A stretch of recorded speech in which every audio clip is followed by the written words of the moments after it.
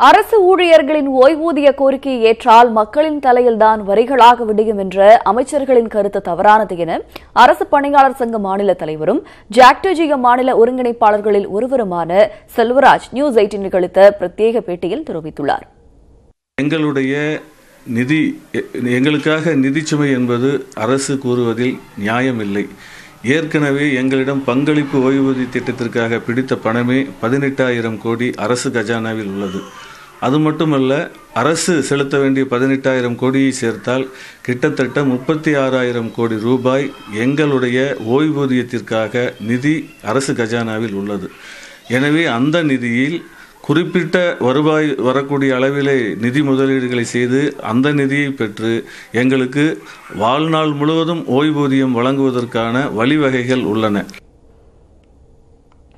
இந்த நிலையில் அரசு பேச்சுவார்த்தைக்கு அழைத்து தீர்வு காணும் வரையில் போராட்டம் தொடரும் என்று ஜாக்டோஜிய அமைப்பு அறிவித்துள்ளது.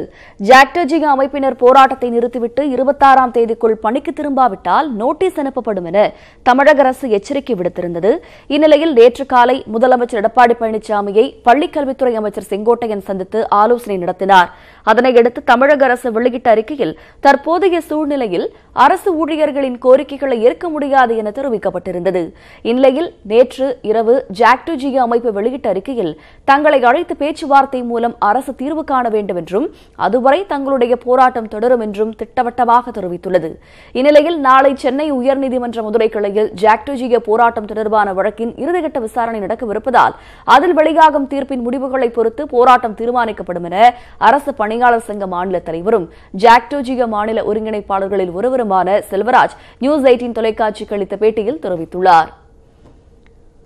வருகிற 28ஆம் தேதி மதுரை நீதிமன்றத்தில் எங்களுடைய வழக்கு இறுதிக்கட்ட விசாரணைக்கு வருகின்ற சூழ்நிலையில் மாண்புமிகு தமிழக முதல்வர் அவர்கள் எங்களுடைய கோரிக்கைகளின் நியாயத்தை உணர்ந்து அதை நிறைவேற்றுவதற்கான அறிக்கைகளை நீதிமன்றத்தில் அளிக்க வேண்டும்.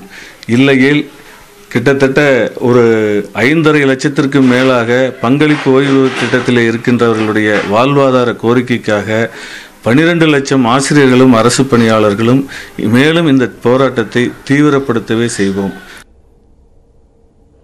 தற்காலிக ஆசிரியர் பணி நியமனம் கோரி மாவட்ட முதன்மை கல்வி அலுவலகங்களில் ஏராளமான பட்டதாரிகள் கடந்த 2 நாட்களாக விண்ணப்பித்து வருகிறார்கள். தமிழகத்தில் பிப்ரவரி 1 தேதியில் இருந்து செயல்முறை தேர்வுகளும் மார்ச்சில் இருந்து பொதுத் தேர்வுகளும் துவங்க உள்ளன. ஆசிரியர்கள் வேலைநிறுத்த போராட்டத்தில் ஈடுபட்டுள்ளதால் கல்வி தகுதியுடைய பட்டதாரிகளை தற்காலிக ஆசிரியர்களாக நியமிக்க அரசு முடிவு செய்துள்ளது. தேர்வு செய்யப்படும் ஆசிரியர்களுக்கு 10,000 ரூபாய் ஊதியம் வழங்கப்படும் எனவும் அறிவிக்கப்பட்டுள்ளது. இதனைத் தொடர்ந்து அந்தந்த மாவட்ட முதன்மை கல்வி அலுவலகங்களில் ஆசிரியர் தகுதிக்கான டெட் தேர்வு முடித்த 90,000 பேர் விண்ணப்பித்து வருகிறார்கள். நெல்லை மாவட்ட தொடக்க கல்வி அலுவலகத்தில் தற்காலிக ஆசிரியர்களுக்கான விண்ணப்ப படிவங்களை வாங்க ஆசிரியர் பயிற்சி பெற்ற ஏராளமான பெண்கள் குவிந்தனர். அரசு வேலைக்காக காத்திருக்கும் தங்களுக்கு இந்த வாய்ப்பு கிடைத்திருப்பதாக அவர்கள் தெரிவித்தனர். தற்காலிகமாக அந்த இடத்த நிரப்பணும் அப்படிங்கிறதுக்காக அவங்க மனு எழுதி கொடுக்க சொன்னாங்க. ஸோ நான் அந்த டிஓ ஆஃபீஸ்க்கு வந்திருக்கேன்.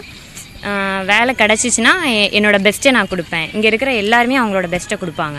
வேலையோட அருமை எங்களுக்கு தெரியுங்கிறதுக்காக நாங்கள் வந்திருக்கோம். திண்டுக்கல் மாவட்ட முதன்மை கல்வி அலுவலர் அலுவலகத்தில் விண்ணப்பங்களை கொடுக்க குழந்தைகளுடன் ஏராளமான பட்டதாரிகள் திரண்டனர். காலை முதலே காத்திருந்த இவர்கள் ஒரே நேரத்தில் முதன்மை கல்வி அலுவலகத்தில் விண்ணப்பங்களை கொடுத்தனர். ஒரே குடும்பங்களில் ஆசிரியர் பயிற்சி பெற்ற சகோதர சகோதரிகளும் தற்காலிக ஆசிரியர்கள் பணிக்கு விண்ணப்பித்தனர். நான் டெட்ல பாஸ் 2013 பேப்பர் 1ல பாஸ் பண்ணேன். 6 வருஷமா வேலை கிடைக்கல. இன்ன வரைக்கும் வேலை இல்லாம தான் இருக்கேன். இந்த மாதிரி கவர்மெண்ட்ல ஒரு தற்காலிக ஆசிரியர் பணி போடுறேன்னு சொல்லியிருக்காங்க. கிடைச்சா நல்லா இருக்கும், வேலை கிடைச்சா நல்லா இருக்கும். இந்த நிலையில் தற்காலிக ஆசிரியர் பணி நியமனத்திற்கான தகுதி என்ன என்பது குறித்த குழப்பம் ஏற்பட்டு வந்தது. அதற்கு முற்றுப்புள்ளி வைக்கும் வகையில் பள்ளிக்கல்வித்துறை அறிவிப்பு வெளியிட்டுள்ளது.